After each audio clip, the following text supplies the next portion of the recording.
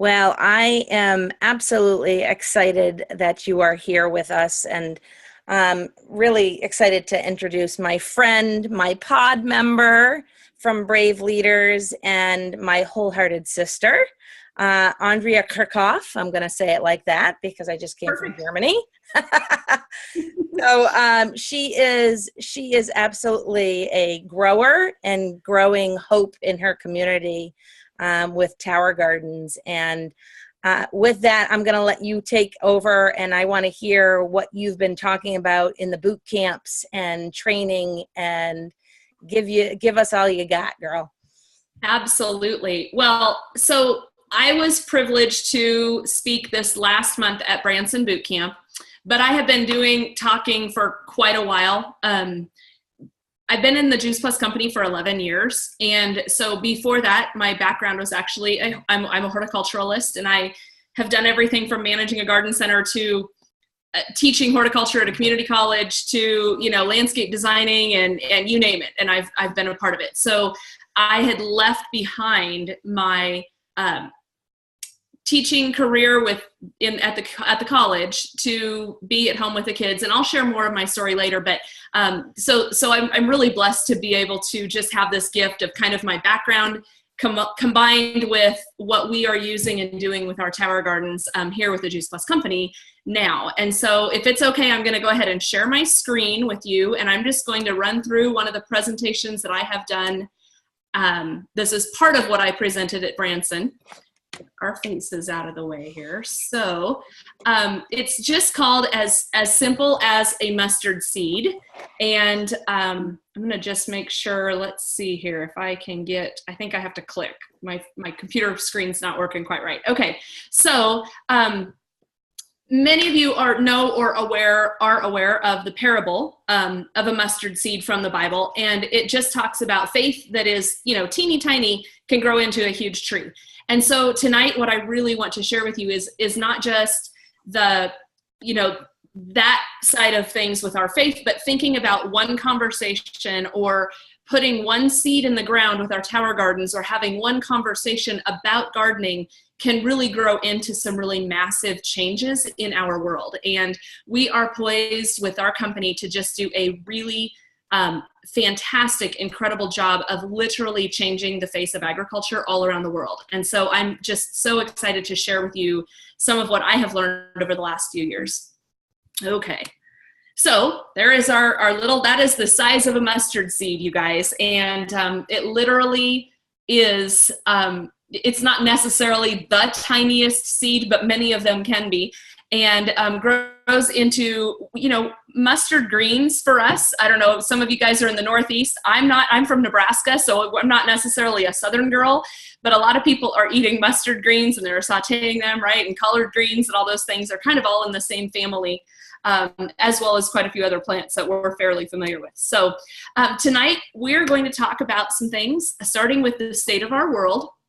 And then we're going to really talk about expanding our mission, as well as a few things that I do to help my customers. We're going to talk about schools and the tools that we have available for educating people. So this is really going to be a lot of vision and a lot of pictures and a lot of stories tonight. Okay. So 54% of us currently live in urban areas already. So that's over half of the world population. And they say that by 2050, that is expected to rise to 66%. And then if you think about mega cities, massive, large cities, there were only 10 back in 1990 and in the world, and now they consider those, there are over 28 of them. So we know that the urban sprawl is happening. We see it in each of our lives every day. And really this creates some really awesome things in our world, and it also creates some challenges for feeding all of the people. I look at this, I just love this. Many of us were just in Phoenix at our conference for our Juice Plus company. This is Phoenix in 1985, so this is the valley, and this, what you see, that kind of grayish blue, is really the urban sprawl, and that is the main core of Phoenix. And now look in 2011, and these dark green little spots are all the farmland and all the agricultural land. It's virtually gone, right? I mean, it's almost gone. And so it really is changing. And so just the way that we learned to park vertically because we didn't have parking lots, you know, one level plane of a parking lot. Agriculture is going to have to grow vertically. And so I'm excited to share with you some of the details of how that's going to happen. I do want to share with you this. Sorry, I have to get our faces are in the way here. I'm going to put us up at the top. So the history of farming, if you think about where we have been, back in 1790, 90% of the labor force were farmers. And you contrast that to 1990, just a couple hundred years later, only 2% of us, right? And then ironically, if you contrast the amount, you know, if you look at 1910 to 1990, our population has doubled, but our cropland has actually decreased by 14%. And so those statistics are kind of scary in a way, and yet very telling for what we need to do, because we literally have a huge market. And I put the John Deere plow on here because I always give a shout out to my husband, who is a John Deere dealer. And so we bleed green and we bleed Husker red in our family. So John Deere green and Husker red is who we are. But I'm super excited to be able to be a proud member of the agriculture community, and yet really be on the cutting edge of changes and things that are going to impact so many people. Okay, so back down here to this. I'm proud of our farmers. They keep us fed. And this is you guys probably, many of you don't see this every day, but this is a cornfield. They used to say knee high by the 4th of July. You guys, we're at the 4th of July and that corn is tasseling and it's over our heads. And so a lot has changed with corn from where we were like 100 years ago. However, you can see some things here, and we used to do something called strip farming, and this is an example of that, not a perfect example, but where we would rotate crops and allow things to change. And our farmers don't have the privilege of doing that anymore, because just like the 5 and dime store owner doesn't really have a business because Walmarts have come in, a lot of things have changed in the agriculture world, as every industry.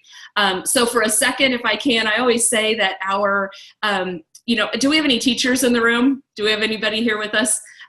So I was a teacher, and I can't see all of your faces, but teachers, probably we can all agree that teaching just to a test is maybe not the most efficient way to teach to a student, right? Or teach our children.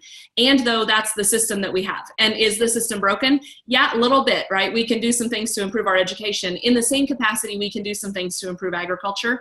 And that's what we're here for. And though I love this, because even if we were going to go on a more conventional, traditional agriculture route, we all need to work together to be able to use all the technology that's out there to be able to produce crops, because there's a lot of buzzwords and there's a lot of things that cause, just the words themselves cause fear and anxiety, and people are not educated on everything. And so GMOs, for example, and I'm going to just say this: if I had to choose between zero food and starvation or eating a GMO crop, I'd probably choose the GMO crop, right? And so everybody in agriculture needs to pull together, and we are a part of that now with our company. And so that's really exciting. And didn't mean to open up the GMO can, because I don't really want to go there, but I do think it's important to realize that every single person in agriculture is doing the very best that they can with what they have. And we have a lot of people to feed, right? And there are a lot of people in the world that need our help. So, look at this. These are food deserts just in the United States. And I think some of you guys are in the Northeast. Now you have a lot of people. So if we could zoom in and you could look at, let's just say, Boston, Massachusetts, you're going to have food deserts. On this map, they aren't going to show up. I live in Nebraska, so I live kind of in this general little area. That little red dot is Omaha, because there are some food deserts in our city, and enough to make that whole county show up. I live down here where we don't have any, but look at our southeast. Gosh, there are so many areas that are undeveloped, and the people, and as well as our panhandle and South Dakota, North Dakota up here, look, there are a lot of populations that just don't have access to food. So basically a food desert would look like there is no car, and there's no supermarket or grocery store within a mile, a place to get healthy food, okay? 24 million Americans live in food deserts today, and the average food in our country travels over 1,500 miles before reaching our plate. So if you're interested or intrigued by that, I just encourage you to go look at your city or the cities around you, or even zoom in, like I can do a food desert of just Nebraska, and they've done all of those population studies. And so you can just go to the Department of Agriculture and they've got all of that. So how do we help with that? If you can imagine living in a place where you had nothing that was healthy, nothing that was local, and nothing that was affordable, that's a pretty scary place to be. And yet a lot of Americans, a lot of people around the world are living in exactly that. So I love this this story. This is actually myself with my friend, Dr. Nicole McCauley, who is a sideline friend. We're not on the same Juice Plus team, but we are on a huge mission together. And I just want to share a little bit of her story because, and I do this with her permission, just so you know. So Dr. Nicole grew up as a food insecure child, and she made decisions based on not what was best for her, not what was a normal, little child, who am I going to play with today? It was who can help me get food. She said that they opened cans, the governmental cans that had no labels on them, and sometimes it was dog food and sometimes it was peaches, but that's what she and her sister would eat for a day or two. So really, really difficult circumstances. And I love this woman. She has gone on at some point in her life, she said that will be the last time that I don't have food. And so she went on to work her way through and is one published research paper away from her fifth degree. So she is a chiropractor and is a phenomenally educated woman. Absolutely amazing. So she came and she learned about the Tower Gardens, has been a part of the Juice Plus culture for some time, loved Juice Plus for her patients. She learned about the towers about a year and a half ago, or just about a year ago, actually, in August. And it was like God showed her every single thing that had happened to her. This is why I allowed you to go through those years of no hunger, of no food and being hungry, because your job is to feed my children. Okay. And so this simple little thing of a Tower Garden and being able to educate people is literally opening doors for people who've been around for a long, long time. Dr. Nicole is working with me on numerous projects in schools, also on a farm in Sierra Leone, West Africa, where she has been a part of this orphanage for 9 years. And we're working on a farm over there with Tower Gardens to be able to help those kids have enough food, and then also create a business to create income and help that economy. If you're familiar with Sierra Leone, think about the Blood Diamond Wars back in the 90s. There isn't much left of that community, of that there is no infrastructure. And so what we can do is big, big stuff, right? And so I just wanted to share Dr. Nicole with you for a moment, but I wanted to also share this, and I found this, and look at what are those food desert solutions, community access and empowerment. And think about our community, the Juice Plus Company, and what we do with inspiring healthy living around the world. Here are the zoom in on these three topics. Creating a community. And so we focus on local ag solutions, decentralizing our large food supply, and increasing the availability of quality foods, right? So we grow food locally. I think we do that with our towers, and develop alternative retail outlets. So being able to develop with our farms, CSAs and places that people can actually get this food. Next, when we talk about access of food, we're replacing convenient with quality. So the gas stations could have real food in them, more full-scale grocery stores, of course, and then transportation. I also like to think about our Tower Gardens in light of their mobile, so we can take towers where we need them. However, I have a fly in here, sorry. The food, we can harvest it with the roots attached, and so it does not start losing its nutritional value immediately upon harvest, meaning that we can transport healthy living food into communities even if we're not growing right there.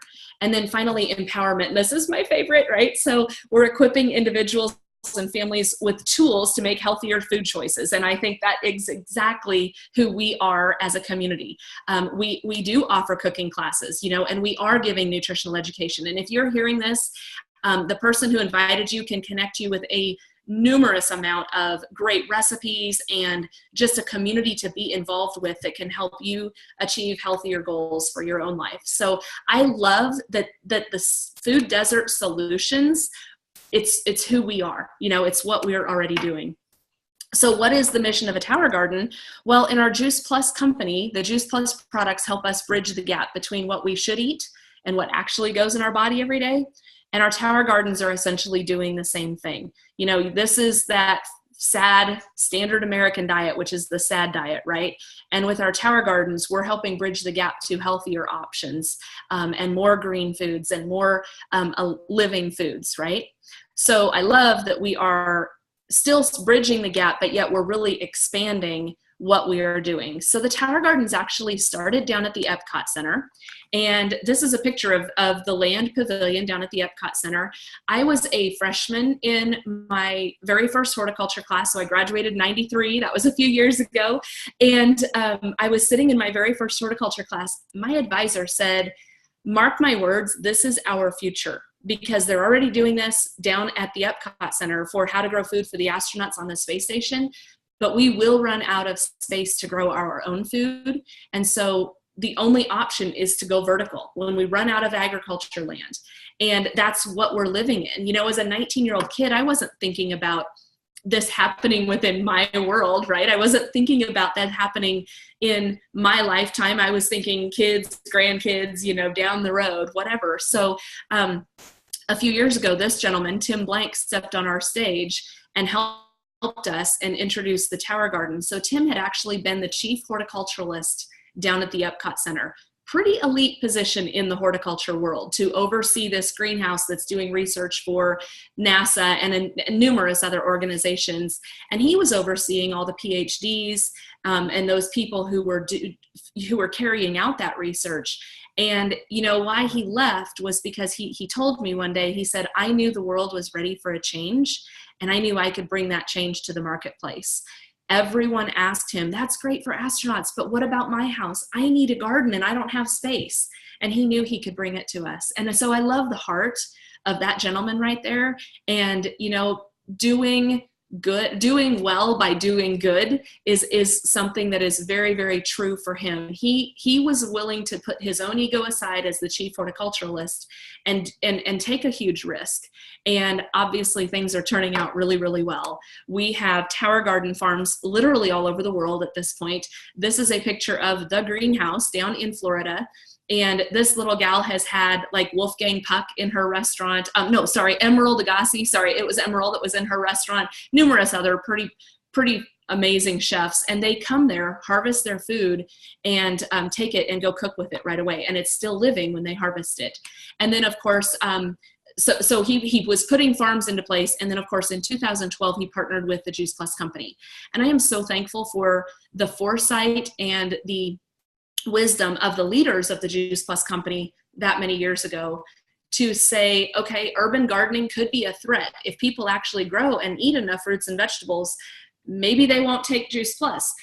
Instead of having that scarcity mentality, which many of us know, we believe that everyone needs more variety, more density of nutrition. And so we all need Juice Plus, of course, but the company, instead of seeing that as a threat, saw that as an ability to help our customers to be able to eat even more fruits and vegetables, which is part of what we do, is helping them make healthier lifestyle choices. So I'm so thankful for that.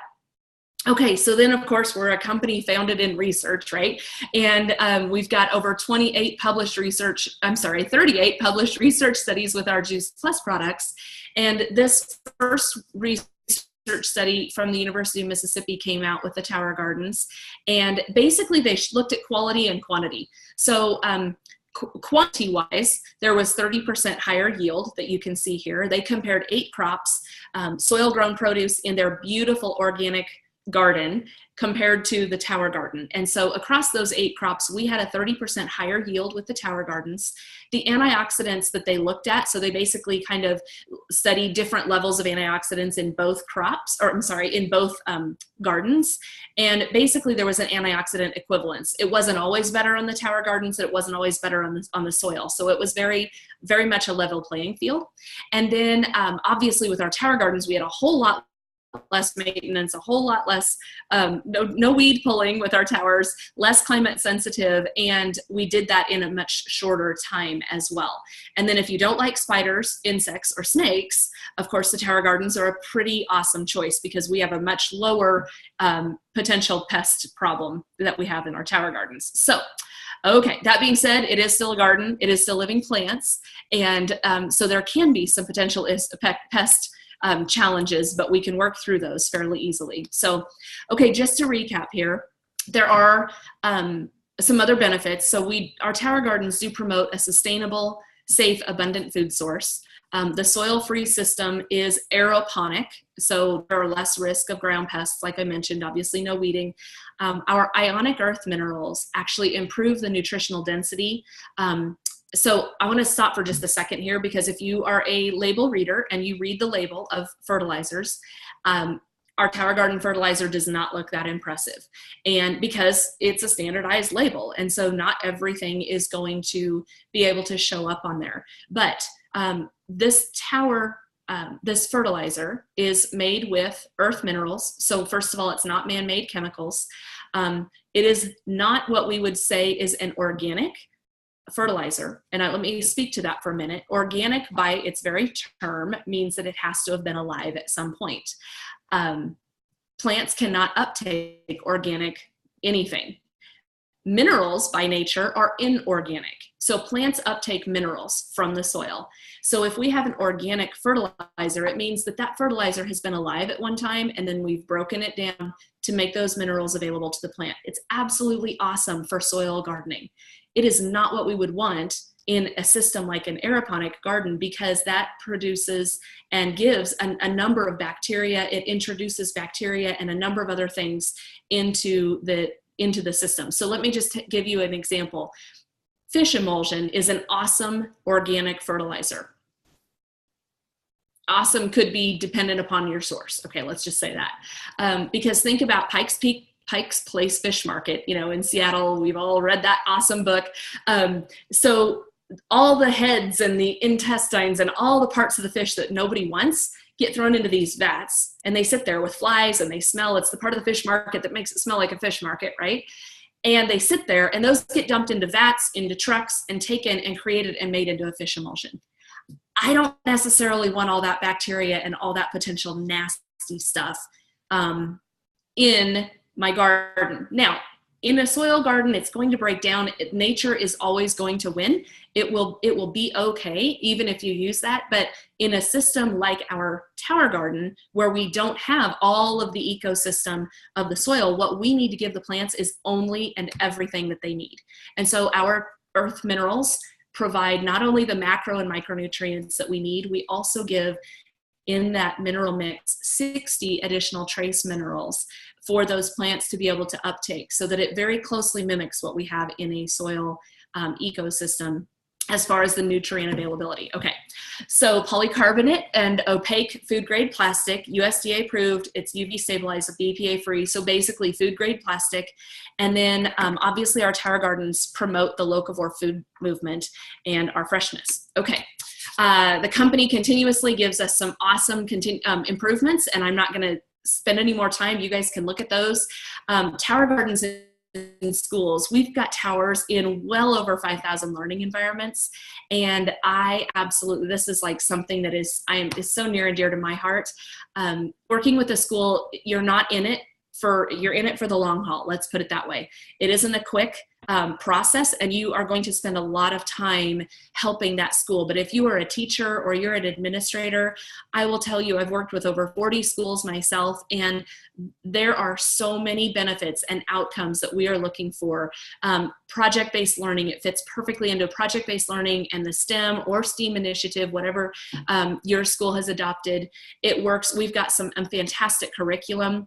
And I'm going to just say that if you put a seed when those little people, you give them a seed and they put a seed in the ground, they will eat anything that you give, that they have grown, that you give them. And so one of my favorite stories is this little boy who looks at this little leaf and he's like, arugula, and he's like a kindergartner, right? So imagine a kindergartner, and arugula by itself is pretty intense, you know? He tastes arugula. My friend who's the teacher was like, you can just see the wheels are turning. And she said, I almost had to step out of the classroom because she said that she was laughing and didn't want to laugh at him. She said, his eyes lit up and he was like, I love arugula. And he shoved the rest of that leaf in his mouth. And, you know, I don't know, if I'm a mom and my kids are eating arugula at school and learning to taste some new things, that's awesome. But then there are numerous other benefits that we're seeing in schools. So just know that it is a really, really fun place to take the schools.